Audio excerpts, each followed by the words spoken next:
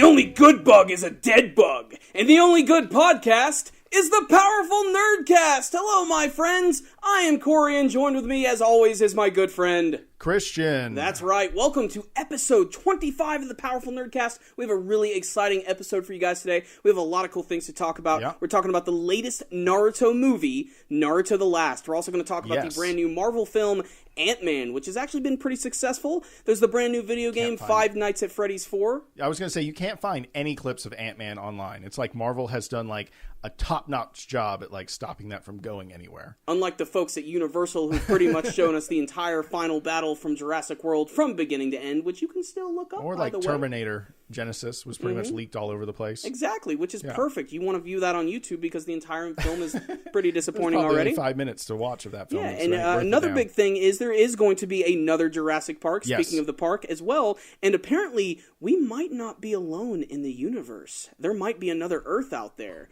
Ooh, yes, this is going to change the course of history. But before we get to that, let's talk about this new Naruto movie. And this is a big deal, okay? Because in the last 24 hours, brand new movie just came out in Japan. This movie is all over the internet at this point. And what's also really cool is that it's also going to be released on DVD in America this October. So make sure to look for that on Viz. I already have my copy pre-ordered. I cannot wait to pick it up. But I had my first opportunity to look at the movie, and me and Christian have had a chance to discuss what we thought about it.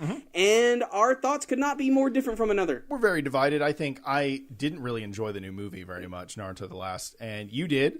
But to be honest, I feel like I haven't watched it very well. Like I'd like to re-skim through it again, and because I just feel like I missed some of the story, and I watched it like so out of it. It just had come out, so I just grabbed it and watched it, and I was like dead tired. So I didn't really like it, but everyone told me it was a love story. I just didn't get that was going to affect the movie so much, because it just feels like it was just a Naruto and Hinata sort of like focus thing, and I was just not ready for a flash. I don't want to call it a flashback fest because it was good in its storytelling, but it just felt like, it's just going to be a lot of this too, and I was not ready for that for some reason. Did you not get that in the marketing? I always assumed it was going to be a love story. Yeah. So you have a very different view than me. Let's I do. say that. Like you really liked it. I loved it. In fact, it's my favorite Naruto movie, and there's a number of reasons for that. I mean, the biggest reason is that it's a canon story. Unlike the other movies, it's technically not the story. Exactly. Yeah. It's not filler material. It involves the main characters and the actual core of the Naruto universe. The villain has ties to the people who literally created the entire ninja universe. Yeah, and it's also a time we're never going to see again. Exactly. They really, like you said, they did give that chunk of canon time to that movie, and none of the new stuff is even going to go back to there. They might flashback to it or make some new scenes with flashbacks, but like this is it. This is all you get of Naruto in his teenage years dealing with ladies throwing themselves at him all the time. You know? Exactly, which was so strange at first. But here, let's just talk about the plot of the film, which takes place 2 years after the end of the manga series. So that's after the defeat of Kaguya. And I probably just put out a massive spoiler, and I do apologize. But keep in mind, if you're only watching the anime version of Naruto Shippuden right now, this movie is a massive spoiler for everything, because not only do you get to learn about what characters survived, but you even get to see what Happens to certain characters. Might Guy's in the movie, but he's in a wheelchair because he lost to Madara, which is just now happening in the anime version. It's almost all strategically planned. That's the one thing I think anime companies are really good at. Like, you get like a good example would probably be like Luffy's learning about Ace in the anime as Ace is like dying in the manga. Of course, those timelines are off, but it's something like that. You see that all the time with this stuff. It's almost another extreme coincidence. They do it with the video games all the time. Like they release the video games as that knowledge is coming out, and they sort of like figure all that out and time it all out. Because their release schedules are definitely so thoroughly thought out. And it also makes you wonder, like, how much ahead do the writers know so they can make marketing plans for all this stuff? So sort of interesting. Yeah, it's like yesterday's episode of Naruto Shippuden was when they first did the formal introduction of the Sage of the Six Paths, where Naruto meets him for the first time. And that's also when they decided to release the last Naruto movie, which also is the first real reveal about his brother, Hamura Otsutsuki. So the timing is just absolutely perfect. And also you getting like Kaguya on the games pretty much as it's like getting talked about for the first time in everything the anime. is just so planned and perfect for this. They're probably the equivalent to Disney, because I'm sure Disney does that now. That's one of the main things I always remember when we were talking to William Tokarski, the actor from Too Many Cooks, that's the killer. We had him here. We did an interview with him. he said that Disney has all the merchandising set up like months in advance when they make things now. So they just have this whole machine. Like, I'm sure Star Wars, I'm sure there are crates of every character that exists in the world right now or being made for that movie to come out in December. So it's kind of interesting. Yeah. But let's go back to The Last for a second. Let's talk a little bit more about the movie. As we said, it takes place 2 years after the end of the series. The ninja world is now at peace. Naruto is not exactly Hokage yet, but he's getting there. Basically, Kakashi's the Hokage, and he's sort of looking out for him. Sasuke's off doing his own thing, sort of atoning for all of his sins, trying to make the world a better place. And then, of course, you have the key story, which is all about Hinata, who is finally trying to profess her love for Naruto. She's done it before, but the problem is Naruto's kind of dense about this stuff. He just never realizes anything. And this whole movie is about Naruto realizing that he's actually in love with Hinata as well, and then he actually confesses to her before she even has a chance to do it. The problem is, as soon as all of this is happening, there's this big world-ending event going down where there's this villain who's known by the name of Toneri Otsutsuki, who comes from the Otsutsuki clan, which was Homura, who is the brother of the Sage of the Six Paths. Yes. The Moon Village. The Moon Clan or something like that. I think they have their own specific name. Basically just the Otsutsuki clan. That live in space. Exactly. But we also get to learn a lot of key details, something that was not explained in the manga, because they basically just towards the end of the series mentioned that the Sage of the Six Paths has a brother, which I still think was really shocking when we learned that, because it's like, why'd they never bring this guy up? And it almost seems like they did that just so that they could make this movie. Yeah, they pretty much saved that character. Because you have the Sage of the Six Paths. Who they used went it twice Earth. On Goku, and they he was did. even in the show. That's one true. was in the show, and one they used for a movie. Yeah. So anyway, but what you're saying? The Sage of the Six Paths. He goes to Earth. You know, him and his brother get rid of the Ten Tails. They separate it into the Nine Tails, and he decides to stay on Earth so that he can observe the ninja world evolve. And his brother Homura decides to stay on the moon. Don't ask how ninjas can breathe in space, because it's just a thing that happens in this movie. Basically, yeah. And he decides to live there on the moon so to make sure that the Geto Mazo statue is not going to be stolen. The problem is, millenniums go by. He dies. He doesn't have an opportunity to watch it anymore, and that's what gives Madara and his crew the opportunity to bring that back and start another world-ending event. Over time, though... Did they actually say that Madara went there and got it? Like they didn't say like how it really went down. It was probably through they just said, you know what, the Geto Mazo is actually the Ten Tails husk. Yeah, you know, they just sort of confirmed that. Yeah, basically. Yeah, I'm assuming he just used some sort of special jutsu to like summon it back to Earth. Maybe something that was really crazy, but they didn't really get into the details. We don't need the details. We know we got it. Yeah, that's true. But basically, what happened is everything went wrong. The clans still existed, and they saw that the wars were still continuing. So Toneri sort of like obscured Homura's plan, which was if things go bad on Earth, we should destroy it with the moon. Just let it crash and destroy everything, Armageddon style, and then recreate it. Now, Toneri took this to the extreme. He literally was going to, like, just bring massive extinction to all of mankind. So, what did he mean when he said, take the moon and smash into Earth, if he didn't mean it literally? Like, I'm kind of confused about what how did he obscure his vision? Originally, Homura did not want to destroy the Earth. Okay, he was there it was never taken to that extreme. Yeah, he simply wanted to observe. And it was Toneri who had all of this obscured, who sort of basically went mad with power. But at the same time, he's not exactly the typical villain that you see from Naruto, because by the end of the film, he's actually reformed. He's actually decided that he's going to atone for his sins, and he's going to stay on the moon to make sure that nothing bad ever happens again, and so that no one ever plans on using the moon against the Earth again. Okay, so he becomes like the Moon Guardian. Mm-hmm. And of course, we also learned that the Homura clan, you know, everybody that's from there, that's where the Hyuga clan actually came from. Yeah. And we get to see that even Hinata's abilities are awakened when she meets Homura Otsutsuki in this episode. Yeah. Which is, you know, a really, really big deal for her character. But really, let's get back to the core of it. This story is about Hinata and Naruto. That is their it. Entire development. That's there are some action scenes. Yes. Very few that they are action-packed and incredible. But the They're real very core good. story here is about Naruto and Hinata confessing their love to each other and trying to make things a little less awkward between the two. And the other big subplot of the movie is, like you said, Naruto's really popular with the ladies now. You know, he's been the hero of not just Konoha Village, but of the freaking ninja universe. You know, he saved everybody saved the world. from the infinite Tsukiyomi, so now everybody loves him, and he's hanging out at the brand new academy, which is all big and massive, and he's actually training with the students and showing them some cool abilities. And that's another thing I really liked about this movie. Naruto is still like same old Naruto, like he's dense and stuff, but he's way more capable. Like he's so much more grown up in this movie, in a way different form of Naruto than we've ever seen. But he still can't tell that Hinata's completely obsessed with him, despite the fact that there's so much evidence to this. And throughout the course of this movie, there's this little ritual going on in Konoha Village where everybody gives gifts to each other. You know, it's just sort of like Christmas time in Konoha. Hell, there's even snow all over the place. Oh, yeah, that was a really cool art style. It was. Yeah. I loved seeing Konoha Village covered in snow. It's something that we've never seen before, and frankly, I just thought it was beautiful. I thought the whole film looked great. And then you have all these young girls who are going up to Naruto and giving him all of these gifts.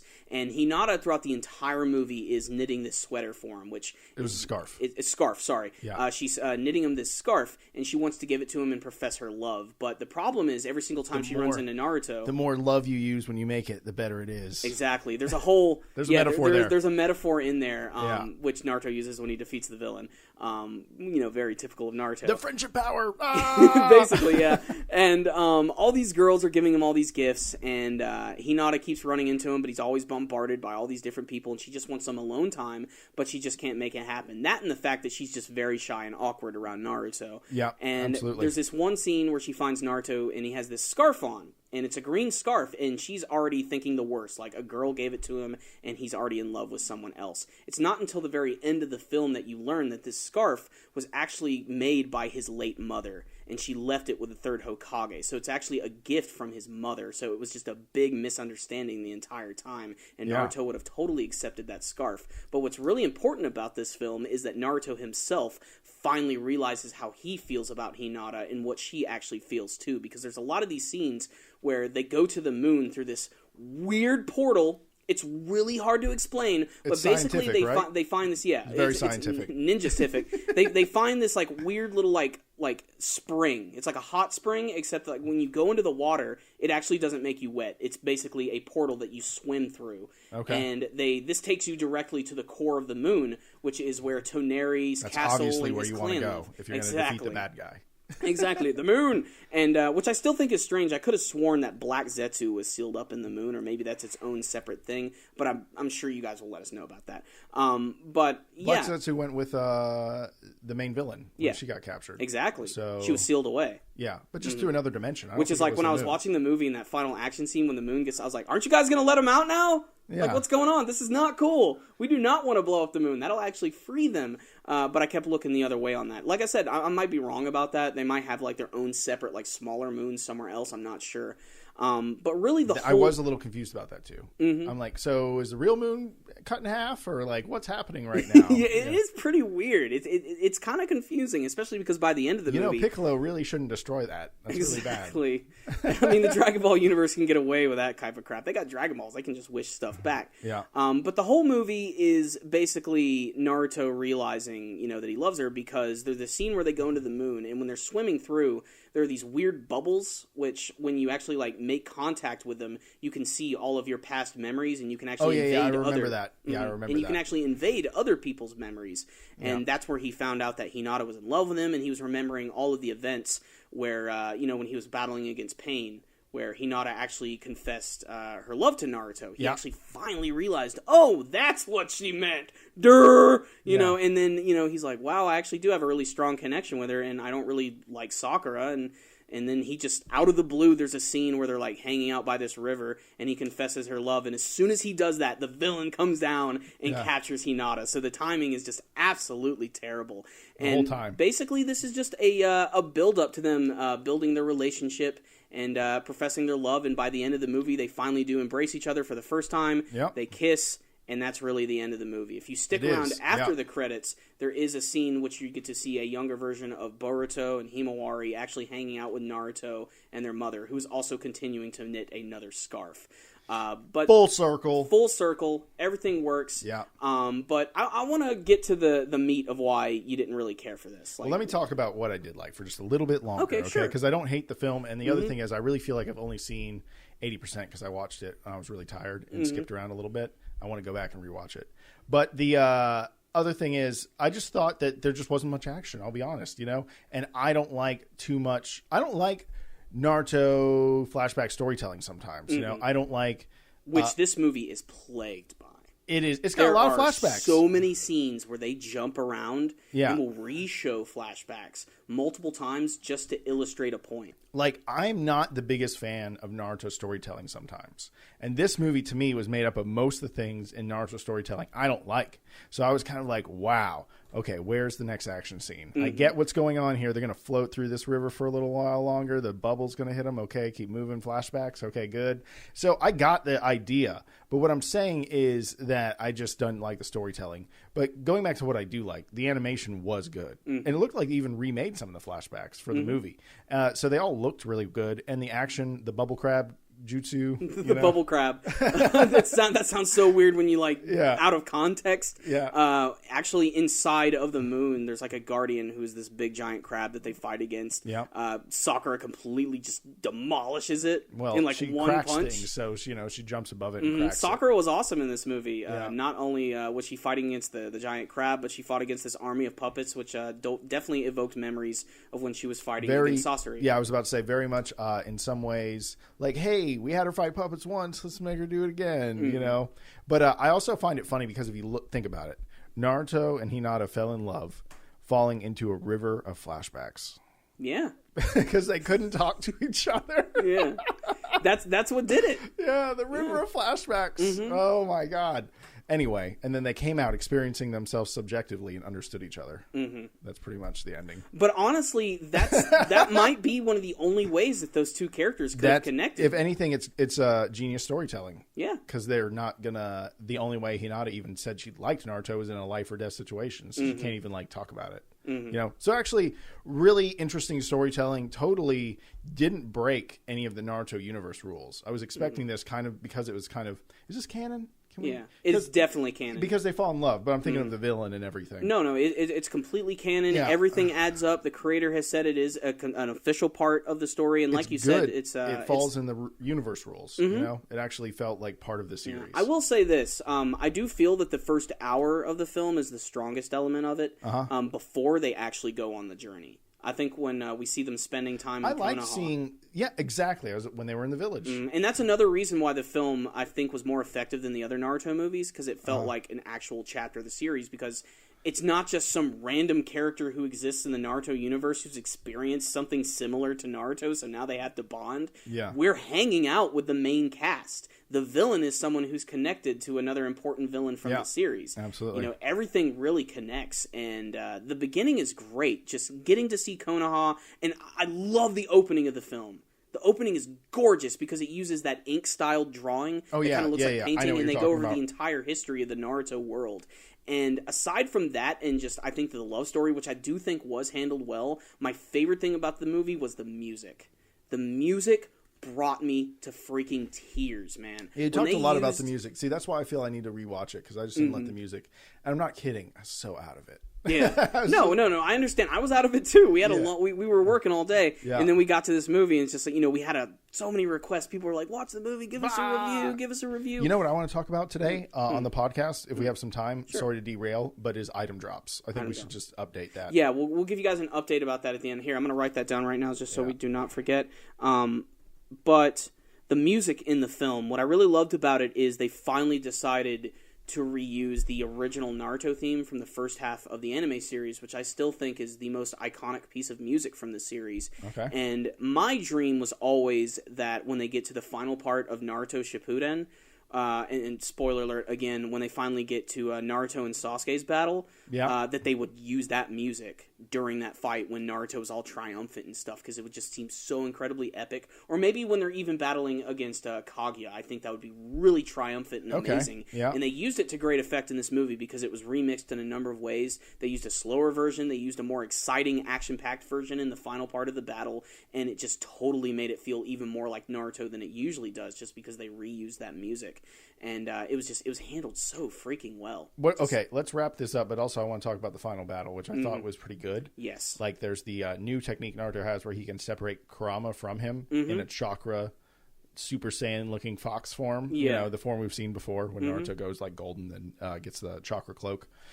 So that was cool. And also fighting against the big... do you know the name of that monster? The stone monster? It was basically just a big statue of Homura Otsutsuki. Oh, and then it came to life? Yeah, and then it was being used by Toneri and just used to attack. We just needed a monster battle for the movie. We needed a monster battle. Yeah. And that is something that I did like about the action in the movie. It was varied all over the place. You know, we had a lot of just straight ninja battles. We had special powers which were being used. We had monster battles. There was a big epic fight on the moon.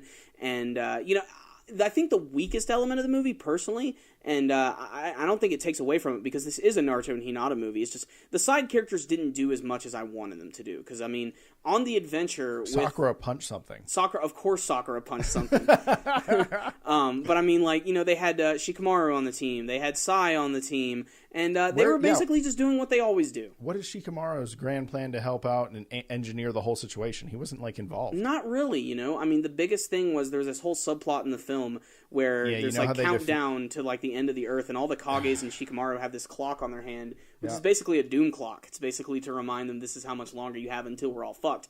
And they didn't do too much with Shikamaru. There were a few scenes where he had some action, but nothing too crazy. Same thing for Sai. Basically, my reasoning, I think that why they included Sai in this movie is because they're like, we created a lot of villains that are flying around on birds. We need someone else who can do the same thing. Sai can draw birds. Bring him in. Because that's pretty much all Sai is there to do, is to bring them, like, transportation. And he has become that character. Pretty much, yeah. You think at least when he was done flying with them, he said it's a pleasure to be a friend with you, or some sort of Sai line? Nothing. That's pretty much it. I mean, he has a little bit of dialogue, and that's it. The fact of the matter is the side characters that help out in the action scenes in this movie don't do much, despite the fact at the end of the movie they call Sakura, Sai, Shikamaru, Naruto, and Hinata like the greatest heroes in the world. So they're going to go down in ninja history. But they're really not the focal point of this film. It really is all about Naruto and Hinata. And, you know...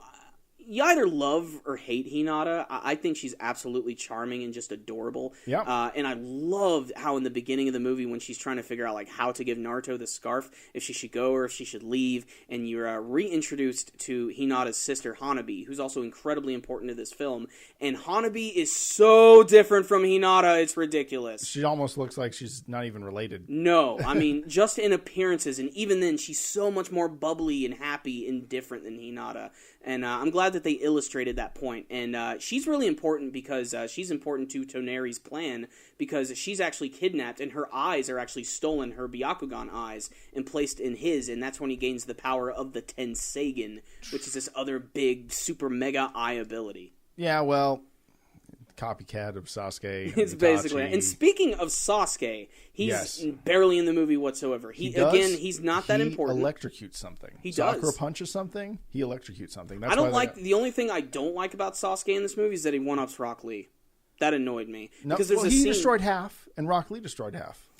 Yeah, I guess you could say that. There's a scene in the movie, lots of scenes actually, where all the ninja of the world are gathering together and getting everybody underground because the moon is falling apart and meteorites are going to Earth, and all the ninja are using their different abilities to destroy them. There's a scene where Rock Lee has like this whole group of ninja with him who can all open their gates at the same time, and they all jump up in this like crazy flying V formation. Yeah, they're like a flying green. They opened all their gates, and they're like flying towards it. And then Rock Lee just like punches and kicks right through this massive meteorite, and it doesn't destroy all of it, and that's when Sasuke decides to show up and uses his Chidori and just obliterates everything. Yeah. You know, that's the main difference. Rock Lee just broke it up. Sasuke just annihilated everything. It no longer existed after he was done with it. And that's basically all Sasuke does in the movie. And then he tells Kakashi what's up. He's like, yeah, by the way, I'm here too. Yeah, I'm badass. And that's pretty much it. Again, though, this is a Naruto Hinata movie. It's all about them. And aside from the action scenes, I think my favorite part of the entire film, and it is cheesy, it's really schmaltzy and cheesy, is the scene when they're actually trying to navigate the dimension within the moon that Toneri has made, and there's this like weird ruins area, and you have Naruto and Hinata just hanging out with each other and bonding a lot. Yeah. That was very charming to me. I don't know what it was, but it was really effective, and it really made them seem like they could be a couple. And that's something that a lot of people complain about. It's like, when have Naruto and Hinata ever spent time? They've known each other since they were kids. They've gone on tons of missions together. Was the girl on the swing set? Or he was the boy on the swing set? Yeah. Let's not bring flashbacks into this. There's already enough of those in this movie. I'm bringing flashbacks to the podcast. Mm-hmm. Let's get to Ant-Man, can we? We got so much we got to more. talk about the final battle. Okay. The final battle Boom. of the moon of the Toneri. So it was pretty much, the blue Super Saiyan versus the gold Super Saiyan. Mm-hmm. Which I'm guessing just because, he's related to one of the most godly people in the universe, Kage and all them. That's how he's able to, and probably through the power of the Tenseigan. Of course, it's he goes through this transformation where his entire body is all blue and glowy, very similar to Naruto's when he goes into Kurama's mode. Yeah. And basically this is just so that they can kind of be on equal footing, although Naruto just completely annihilates him in this movie. And the other thing is, let's be honest, Naruto doesn't even power up till the very end. Not I was like, really. Where the fuck is Kurama mode through most of this movie? Yeah, I was waiting for that the entire time. My excuse for that was just because he doesn't need to use it. Like, why use 100% of your power when you can just use a little bit? Because it's going to take a strain. But he could have, he sees him. Yeah. And then, run towards him. He could just go Kurama mode. Just and boom, and then, crush him with a chakra hand, and just destroy him. It's true. He could have ended things a lot earlier, but, I think he wanted to rely a little bit more on his natural abilities as well, because, he's trained a lot more. He's honed himself as a ninja. But I agree, it is a little strange that, it's kind of like in a Dragon Ball, why does Goku wait so long to go at full power? Maybe he just simply wants a challenge. The only difference is here, Naruto, your friend, is being kidnapped. Your love interest is being kidnapped. You're watching her get married to the monster that kidnapped her. Exactly. You have got to stop this. But at least by the end of the movie, they are fighting on the moon. You have Kurama, who is fighting against the giant rock monster, which is pretty cool. It's basically just a monster battle, though. We've seen that before. But Naruto fighting against Toneri, I thought was freaking awesome. It was really well animated, and it was by far the most Dragon Ball Z fight that I've ever seen from the series. Absolutely, and it's a shame that Toneri wasn't better. Yeah, because that's the other thing. He just got his ass kind of kicked. There's a whole you know what he did? He just shoots balls of little energy balls. He goes, pretty much very similar to Madara Uchiha. Yes, he kind of has the Sage of the Six Paths abilities. Yeah, with the black chakra balls, and he can condense them into one and create these giant blasts. There's this one move that he does in the movie that is so devastatingly awesome, and this is actually before they get to the final battle. It's the scene where Hinata is actually going away with Toneri for the first time, and Naruto tries to jump up, and he's using his clones to propel himself forward, and he's getting ready to do a Rasengan, but then Toneri uses this move that he throws at him, which is this ball of light, which goes over the Rasengan, then blasts right through Naruto, and then sends him flying into the earth, which creates this massive explosion, which shoots up into the sky and actually blasts the moon. What I thought that was is he steals Naruto's chakra and uses it against him. It's basically what it is. He absorbed it and just blasted him with his own attack and made it even more crazy than usual. You saw the massive crater that was created from that. Yeah, it was a pretty cool attack. Mm-hmm. And that was before they even got to the final battle. Yeah, he obviously was very powerful, but like you said, towards the end of the film, everyone powers up. Naruto goes Kurama mode, so he's got to have his own thing. Mm-hmm. And of course, he uses his tried and true Rasengans and his clones, which all come out and just completely dominate Toneri. And throughout the whole course of the movie, there's this thing where Toneri's like, your punch will never reach me, your fists will never reach me, and you're waiting for that one moment where Naruto is just going to deck the hell out of him in the face. And he pretty much beats him in one hit. Mm-hmm. When they're actually fighting, Naruto is attacking, but Toneri's dodging the entire time, or he's blocking each of his attacks. And then finally, when Naruto buckles down and he puts all of his power into one fist, he punches Toneri point blank, and you can see there's 10 impacts in the ground before Toneri starts to fly and smack into the wall. Yeah. And even after that's done, Toneri's like, "Oh, you got me in one hit. Damn it!" But what's also really cool is he's not a typical villain either. After he's defeated, he's had his eyes removed. Hinata and Naruto actually bring him down to where they met Homura, and he realizes that everything he's learned has actually been misconstrued, and he decides that he's going to atone for his sins as well, which leads me to believe there is the possibility that we will see Toneri again, especially with this brand new movie which is coming out, the Boruto movie. Yeah. The villains in it look really similar to people from the Otsutsuki clan, so there could be the possibility that we'll see him again. I'd like to imagine that he'll appear, especially because he's watching the moon and he can see everything, so he can even appear on Earth as a hologram or something. Exactly. So Skeletor style. Make it happen. It could happen. But yeah, I know we're sort of all over the place. But I promise you guys, I'm going to do a solo review this weekend. And that makes no sense because this podcast is coming out after that. Yeah. But yeah, I will have already had my review ready by the time this podcast is out. And then later on, both Christian and I are going to do a more in-depth, from beginning to end review of the entire film because we are reviewing all of the Naruto with movies. Pictures and everything. Also, we are working on a real special Naruto review for the next movie. Yes, which I'm actually about to kick into full production in the next week. because I have a lot of people on the YouTube community and just people in don't give it away. Community. I'll just shut up right now. It's going to be a big project. It's something we've been working on for a long time. But as soon as we finish up that one, we're going to keep rolling because we're almost done with the movie series, and I really want to get to the last. I want to really, hopefully, get close to those being finished before the Boruto movie is going to come out. Oh, if we don't hurry up, we're going to get swamped. I know we are. Yeah, then the Boruto because that Boruto movie is going to be huge, and it's going to open up the next chapter of Naruto. But like I said, I'm sorry our thoughts were sort of all over the place, but we just wanted to give our first thoughts and impressions, what we felt about the movie. But like I said, make sure to check out my review. I'll even put a link for it in the description box below. Why don't we hit up some viewer questions? We don't have any. Oh, we don't have any? No. Well, sorry. I'm sure we do. So when we do have some... We don't have any prepared for today's podcast. How about that? That's a better clearing up of that topic. But yes, that was Naruto the Last. I definitely recommend it to longtime Naruto fans. So, Corey, some of the biggest movies that came out this summer was Jurassic Park. Yes. Or Jurassic World. The World. And as of today...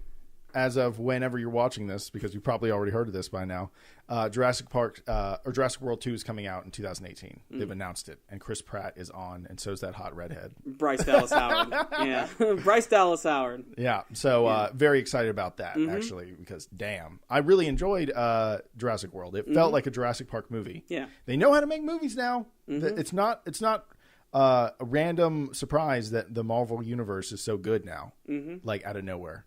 Because they know how to make movies now, and I'm pretty excited about that. I mean, they definitely have a formula for it. Yeah. That's for damn sure. I don't even know what to expect. I honestly think it's too early to even start talking. An army of tiny Raptor and Dominus Rexes coming at you. Oh, boy. I mean, obviously, this is not going to be a typical Jurassic Park movie. This isn't going to be... There's no way they can do a retread of just going back to the island and running from dinosaurs or them opening up another park. I want to see raptors in Afghanistan, okay? That's what I want to see. Like wearing scouters and they learn how to, they've already opened doors and stuff. Let's let them use rifles and stuff. Yeah. Like I want to see dinosaurs with guns. Or maybe go even crazier with it. Let's get a post-apocalyptic future with dinosaurs which have enslaved mankind. The tables have been turned. Planet of the dinosaurs. Damn you! You blew it up. Wait, that's already been done, but with apes. Yes. But yeah, I mean, I have no idea what they're going to do with this. Well, we all know that the world is actually run by lizard people, Corey. That's true. So everything's just coming full circle with this whole Jurassic Park thing, That's why the Illuminati won't let it happen.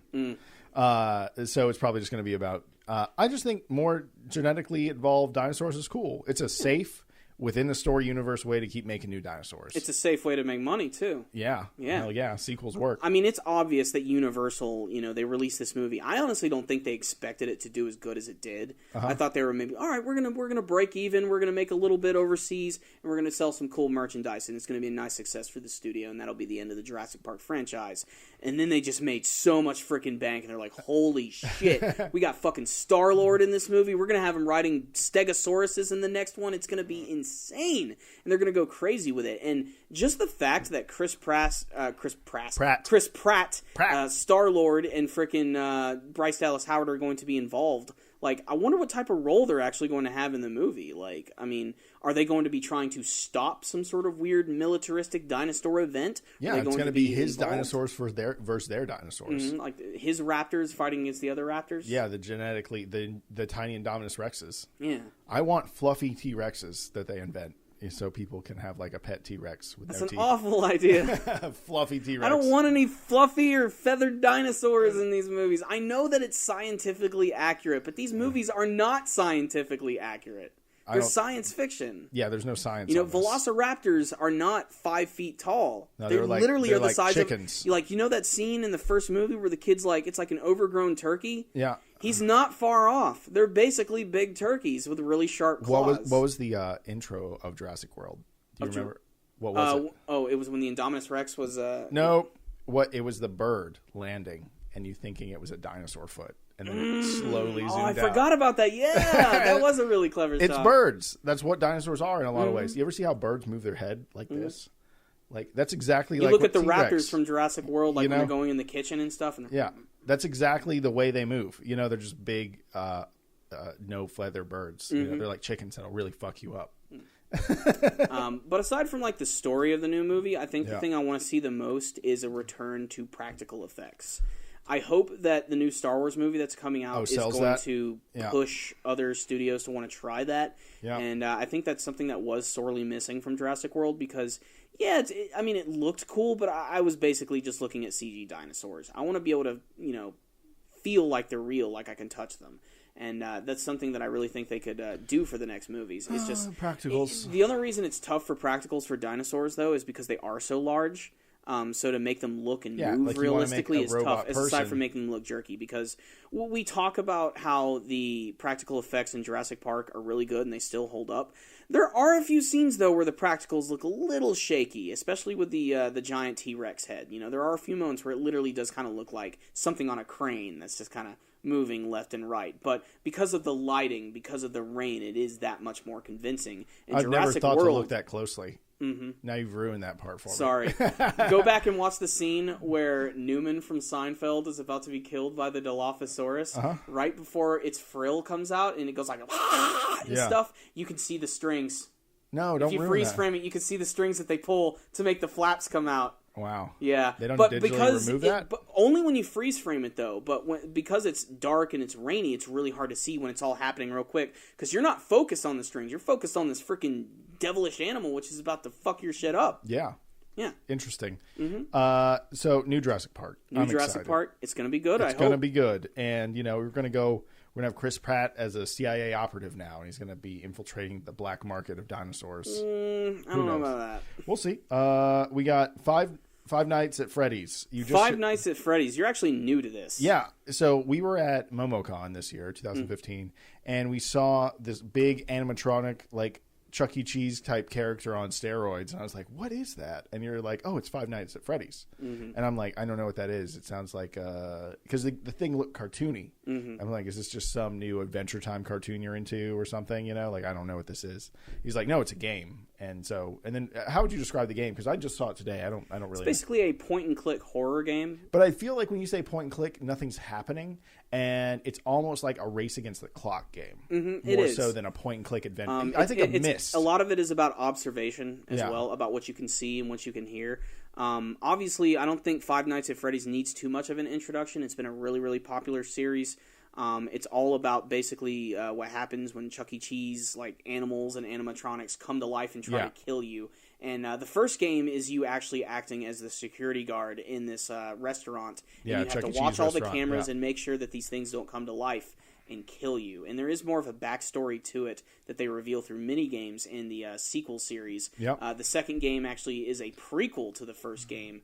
And takes place before things start to go really wrong, but it's still the same premise, except there are some new elements they add to it. As opposed to just looking at different cameras, you also have to look through ventilation cameras, and you also have your doors open all the time. You can't close them, so you occasionally always have to flash your flashlight and make sure that there's nothing around you. And so that's when the flashlight came in as too. Mm-hmm. Okay. And then in the third game, that's when they did something completely different. The story takes place way later, and it's about this horror attraction which uses a lot of the old things they took from the restaurant, and now they've come back to life and they're trying to kill you again. And just recently, just today actually, they released the fourth game in the series, Five Nights at Freddy's 4, which is actually about you playing as a child in your house, which has been somehow haunted by these creatures. And you have to run, either you're in your room, or you run down the hall, or you look in the closet. Yeah, basically you're in your room the whole time, and you can look at your bed, you can look out two different doors, and you can look in your closet. And you're running all the time. And you're constantly going back and forth, listening for things, trying to see if you see anything, and if you mess up, you get killed by these nightmarish creatures which just pop out at you. And I don't particularly like playing Five Nights at Freddy's. I only played the first one. Yeah. But I will say that it's one of the few games that I love watching Let's Plays as, but that's only because I love seeing these scared reactions of people. I think it also just captures the idea of being scared really well. Mm-hmm. Like all of a sudden you're just like, oh, look here.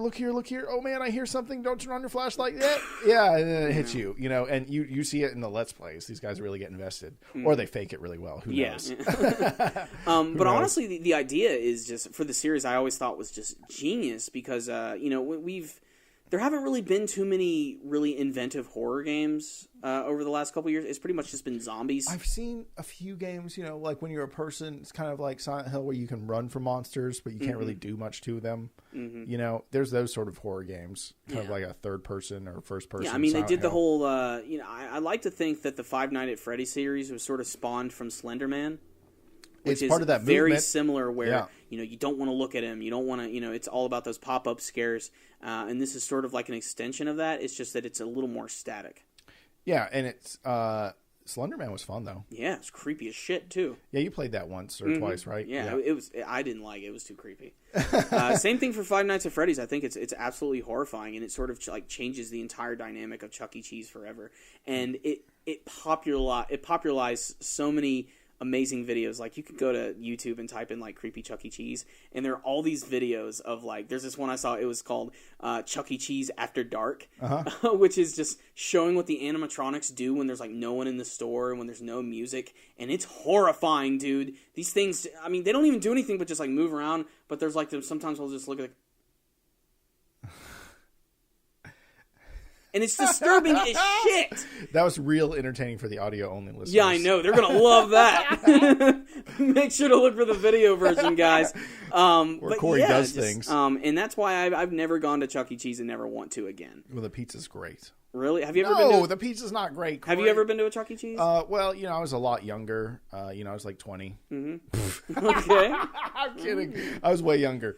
And yeah, you just play arcade games. A lot of basically just an arcade. Yeah, and then there's the thing where you throw the balls, skeet ball. Yeah, skee ball. Yeah, skee ball, and skeet ball. And you didn't laugh at that? Fuck you, Corey. Anyway, and it's fun. You get tickets, you get your little plastic toys, and you have fun. And there is gigantic, weird animatronics there, and dudes in costumes walking around. It's like the poor man's Disney World. Okay. I don't know. It just seems sad to me. Yeah, exactly. Poor man's Disney World. I don't want to ever go to a Chuck E. Cheese. One day, if I have kids, I hope they never figure out what Chuck E. Cheese is. And if they do, we're not going. No, we're going to go get real pizza, or we'll go to fucking Disney World, all right? Yeah, for your exactly. birthday. We're not going to do that shit. But the games are really fun. Like I said, the Let's Plays are really great. So I introduced you those to the game today, and I could already tell you were already starting to enjoy watching. I don't want to put it on my phone because I'll play it too much. So I'm just going to. That's what I did with the first game. Like, I was obsessed with it until like I beat all 5 nights, which was you really... did all 5 nights. Mm-hmm.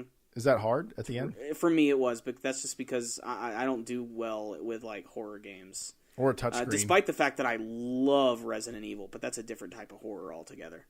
But I genuinely, one of the things that always freaks me out, especially in horror movies, like inanimate objects coming to life. That bothers really freaky to me. And this whole thing that's what the whole premise of Five Nights at Freddy's is. Interesting. That, and of course, there's a whole subplot which is all about this killer who, like, the animatronics are actually like inhabited by the ghosts of dead children who were murdered by like the guy who owned the restaurant. Okay. Yeah, like they get into that. Up. Yeah, it's really messed up, and it's funny too because the creator of the game, Scott Cawthorn, the first game that he ever worked on was a Bible game, just a shitty iOS Bible game that nobody ever bought. And after that, he's like, I'm done with this, and he just made this fun little game, and he's like, well, let's see what happens, and it just became this massive hit.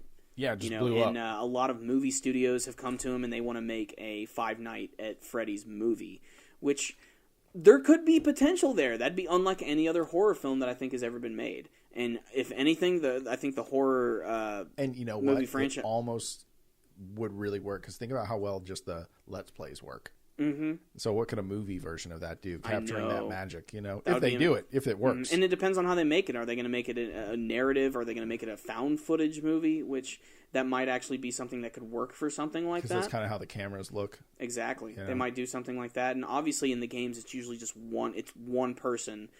They're going to have to add more characters and stuff for the film. But I think there's potential in it, and it just shows, you can be really creative with just a small idea, and it can really snowball from there. Yeah, but it's not just a small game. There's a lot to it, a lot of art to it. There's and the fan base is so loud and passionate about the series. Like I can't believe I missed it. Like the video series on YouTube, Game Theory. Oh, yeah. There's like 10 Five Nights at Freddy's like theory videos. Whoa. All just like about the lore of the universe. Yeah. And that's how I know most of this stuff. Because okay. like I said, I played the first one and then I just watch other Game people Theory play was a the show others. I loved a lot last year, but I just haven't watched recently. I mean, there's some I like, and then there's like some episodes it's like, all right, you guys are reaching big time on this one. But they need to make an episode a week or whatever, so they got to keep pumping it out. Exactly. I liked all the Zelda stuff, like Zelda was experiencing himself, experiencing the ghost of himself through one of his games or something, or blah, blah, blah. But I enjoyed all Link is dead in Majora's Mask. Yeah. He's not. But, yeah. He's in a dream world. He's in the Matrix. Mm-hmm. Yeah, and what else we got here? Oh, New Earth. Speaking about dead people being on other planets and space dandy type stuff, we were discussing this earlier. NASA, all hail Lord Xenu. All hail Lord Xenu. So NASA had a big press conference the other day, and they announced that they think they found Earth's cousin or clone because supposedly it's like the same distance away from its sun, and the sun is the same temperature. And it looks like it has, I don't know what clouds look like in space or how you can see that, but it looks like it could be an Earth-type planet. And they made a big announcement about it because they're like, this is the first proof that we found that this thing might look like Earth, and that would change a lot of things. What was the name of it? You wrote all that down, didn't you? I think it was like a Kepler 425 or 42b. I think they could come up with a much better name for this planet, but if all of this pans out, this could be like a turning point for mankind history. Yeah, I think I don't want to say I don't believe in aliens because I've always felt that's a little arrogant. Because I mean, the universe is so massive. That's like saying are we really the only things here? That's like saying you know there's no God, or you know for a fact there is a God. Like even saying you know what God is like almost. And I'm not saying this from a Christian point of view. I'm saying this from like just a everything point of view. Saying you know there is or is not a God is almost like an arrogant thing to say. Because it's like to say you don't know there's aliens out there is almost an arrogant thing to say in some ways. To be 100% sure, because first of all, there's just millions and millions of things out there. I should really use billions, and then I should probably actually use trillions, because you've ever seen when they zoom out on space and show you all that stuff, it's just ridiculous how far back it goes. And even trying to wrap your mind around like solar system, universe, and galaxy and the difference in those things, that's pretty intense if you think about it. So if they actually discover an Earth, that just means it's just math. That means it's just odds until another Earth shows up with all the galaxies and stuff in there. Exactly. And what's really striking about this is just how they say it's so similar to Earth and it's a little bit bigger. To say that it is very similar and that it has like maybe a similar like terraform, atmosphere, things like that. I mean, like, who's to say there isn't another species out there? And I mean, just that's going to change and rock the foundations of everything. Like, I really can't wait to see in our lifetimes, if something like that is discovered, just to see the reactions from the different cultures of the world, just from religious organizations, from terrorist organizations, what are they going to say about this? It's going to literally change everything. Yeah, because you think about it, knowing we're not alone, we're just this one blue rock. We're on this one. I think Joe Rogan has his explanation that calls the Earth an actual spaceship. It just doesn't go anywhere. It just goes around the sun. So, but it is pretty much a spaceship. If you look at it, it's holding, you survive on it, you go around and you survive in space. That's a spaceship, Yeah. So we're just sitting on this big blue rock, and it's interesting because if that means there's more of these, that means why wouldn't there be life? The only difference equation, if there's more Earths, the only equation whether or not we exist at the same time is time. Because it took millions of years to show up here. They might have shown up 1 billion years ago. They might have shown up. They might not show up for another 4 million years. Like, it's really time's the only equation if they find another Earth, if you ask me. Because that's when, if you think about it, right? Like, because it takes millions of years to develop life. So it's sort of interesting. And I mean, think about it this way. Like, we just found them. What if they found us? Or how many times can we find them before they find us? And how many times have aliens found, how many times have they found other people? And if we find each other, is this going to have good results, or could it mean the end of everything? Best case scenario is that we just find a planet with plants and basic animals like bears, deer, stuff like that. But idealistically, we find something like that. That could be the next frontier for mankind, especially in terms this new of Wild Wild West. Yeah, Jim West, because everyone's going to try and conquer it. Freaking Jim West. Jesus Christ. Fucking Wild Wild West. It's going to be... Yeah, anyway, Desperados. I'm going to stop quoting the song now. But the point is that could be crazy. Well, like we could fucking get there, though, Corey. You can't get there. We can't even get into space anymore. We can't even go to Mars. No. We got excited about getting a selfie with Pluto. Yeah. Okay? Like, come on. Like, that's as far as it's gone so far. Oh, God. Earth's like, yeah. Alien culture is going to see we doing selfies. They're going to be so disappointed in us. Well, we're just a bunch of crazy advanced monkeys, you know? Basically. That's also what kind of scares me, too. You know, I mean, you know, we're a very violent people. What's going to happen when we find this place? Are there going to be other cultures that want to just straight up conquer it? We're like that species in Mass Effect, the big dinosaur people. Oh, I completely forgot. You don't know them? You know, I only finished the first Mass Effect. Yeah, there was that one where you had to save their race, and that's where you met the Doctor character. You know, the big long-faced alien with the big eyes. Do you remember him? Mm-hmm. Nope, maybe. Anyway. No, not really. Mass Effect. All I remember was game. I lost one of my crew members, and it really pissed me off. He was one of my berserkers too. I forgot. That's exactly the guy I'm talking about. Remember that race? They're like big and bulbous. Yeah. Yeah, I forgot his name. That's who humans are in the universe. We're the aggressive, shitty species, you know, that hasn't quite developed. So, anyway, it's very interesting, and I think that I hope that's another Earth. I guess. You know, but you could look at it the other way. We enslave smart animals here. We put, like, you know, dolphins and shit in swimming pools. And they're like, ah! And we're like, that's cute. But really, they're like saying, like, let me out. I don't know, dude. SeaWorld's fucked up. Yeah, SeaWorld's fucked up. So we are doing to what aliens could do to us.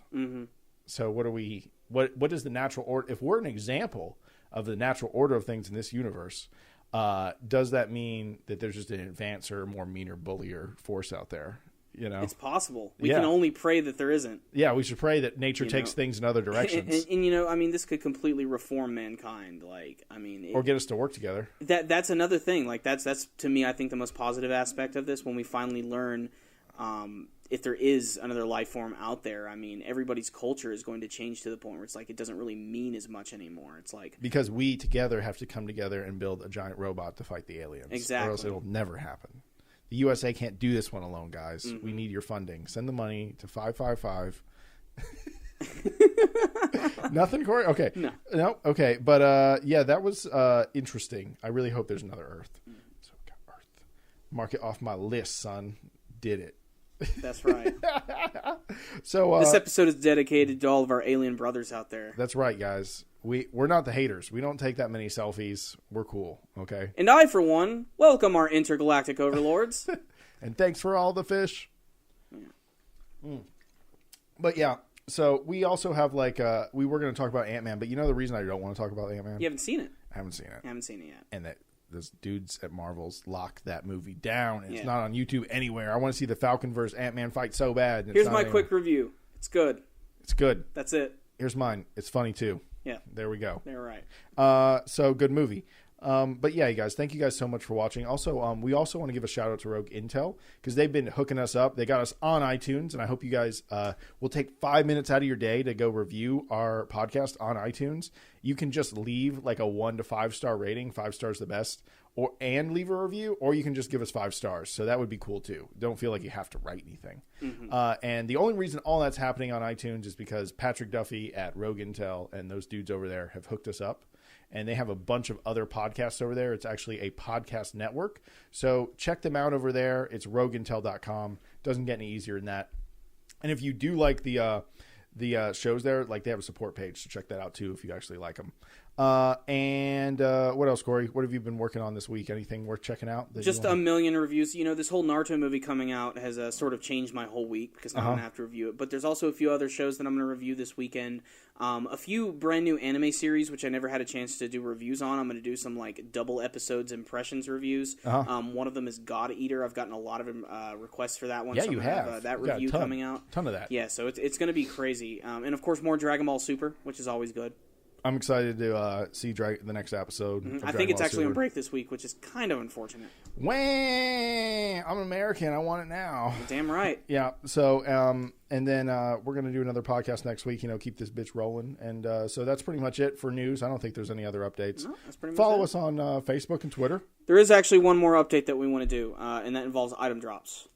Oh, yeah. Yes, good call. We do need to talk about Okay, this. let me just finish my thing. So anyway, but if you do like us, guys, check us out on Facebook and Twitter, and check out our podcast. It's on iTunes. It's on Stitcher. It's on YouTube if you like the video format, and it's also on RogueIntel.com. Let's get to item drops. Yes. Okay, so with item drops, we've done 3 videos for a company called itemdrops.com. They came to us and said, hey, we're going to send you free stuff in our boxes, because we ship these mystery boxes. I think it was like $15, $20, $30 or $50 for their top tier package. I do not remember the pricing off the top of my head, but they had 3 tiers, good, better, best. And they said, we'll send you free anime boxes, and you open them and you make the reviews. And we were upfront in all those videos. We always said Item Drop sent us this, and we get to keep the stuff. And then it was cool. We made 3 videos. But on the third one, we made one, and then Item Drop's website went down. And then they said they're rebuilding it. And I have an email from, I'm assuming is the owner. I'm getting something from someone at Item Drops. And I think his name's Rob. He is telling me that their website's down and they're rebranding their website. Or they're rebranding their anime Item Drops to a different company name.